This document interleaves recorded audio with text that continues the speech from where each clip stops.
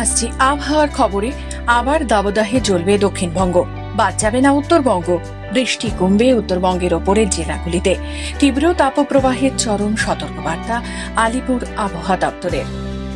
সকাল 11টা থেকে বিকেল 4টে পর্যন্ত রোদে না থাকার পরামর্শ আবহাওয়া দপ্তরের।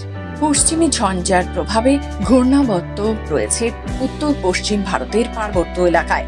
নতুন করে পশ্চিমী ঝঞ্ঝা ঢুকবে 26 এপ্রিল শুক্রবার। ঘূর্ণাবর্ত রয়েছে রাজস্থান, কর্ণাটক, বাংলাদেশ, উত্তরবঙ্গ এবং আসাম সংলগ্ন এলাকায়। উত্তরবঙ্গ থেকে বঙ্গোপসাগর পর্যন্ত একটি অক্ষরেখা রয়েছে। মধ্য মহারাষ্ট্র থেকে কেরালা পর্যন্ত আরও একটি অক্ষরেখা। সপ্তাহান্তে তীব্র তাপপ্রবাহের চরম পূর্বাভাস। দক্ষিণবঙ্গে 2 ডিগ্রি থেকে 4 ডিগ্রি সেলসিয়াস বাড়বে তাপমাত্রা। পরিষ্কার আকাশ, ফের বাড়বে গরম, চড়বে পারদ। তাপমাত্রা 4 ডিগ্রি সেলসিয়াস পর্যন্ত বাড়তে পারে। কলকাতা সহ দক্ষিণবঙ্গের সব জেলাতেই তাপপ্রবাহের সতর্কবার্তা। চরম তাপপ্রবাহের লাল সতর্কবার্তা থাকবে পূর্ব পশ্চিম মেদিনীপুর, পশ্চিম বর্ধমান এবং বাঁকুড়া, এই 4 জেলাতে। পশ্চিমের জেলাগুলিতে রীতিমতো বইবে লু। বৃহস্পতিবার চরম তাপপ্রবাহের লাল সতর্কবার্তা থাকবে পূর্ব পশ্চিম মেদিনীপুর, পশ্চিম বর্ধমান এবং বাঁকুড়া, এই 4 জেলাতে।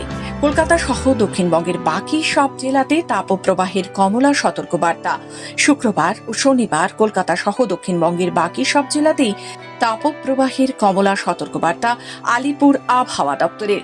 পশ্চিমের জেলাগুলিতে লু বইবার পরিস্থিতি। পশ্চিমের সব জেলাতেই চরম তাপপ্রবাহের সতর্কতা। দক্ষিণবঙ্গের তাপপ্রবাহ আগামী 1 সপ্তাহ কন্টিনিউ করবে।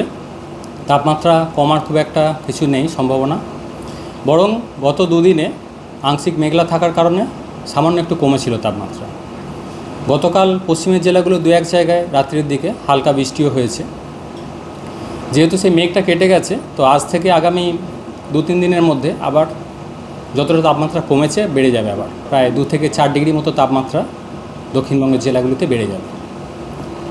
তাপপ্রবাহের সতর্কতা থাকছে দক্ষিণবঙ্গের সব জেলাগুলিতেই। তীব্র তাপপ্রবাহের সতর্কতা থাকছে আজকের দিনটা, অর্থাৎ 24 তারিখে মেনলি পূর্ব মেদিনীপুর, দক্ষিণ 24 পরগনা, সেই সাথে পশ্চিম মেদিনীপুর, পশ্চিম বর্ধমান, এই জেলাগুলো। অন্যান্য জেলাগুলোয় তাপপ্রবাহের সতর্কতা।